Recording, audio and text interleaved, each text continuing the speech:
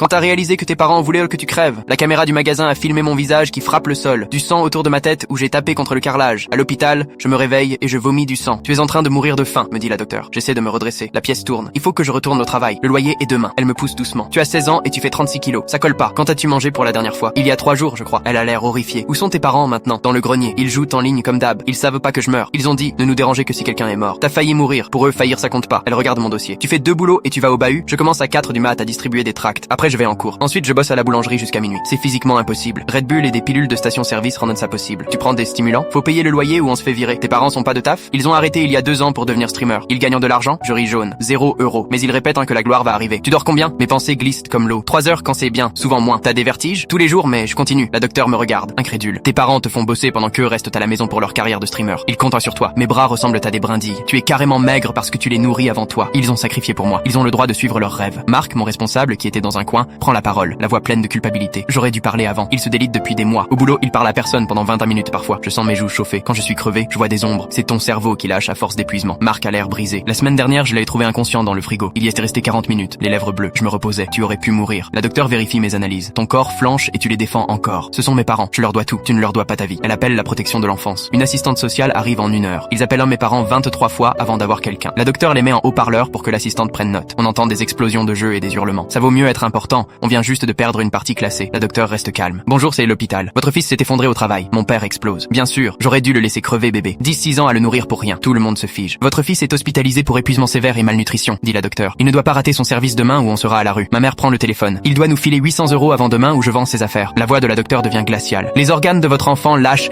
parce qu'il travaille pour vous.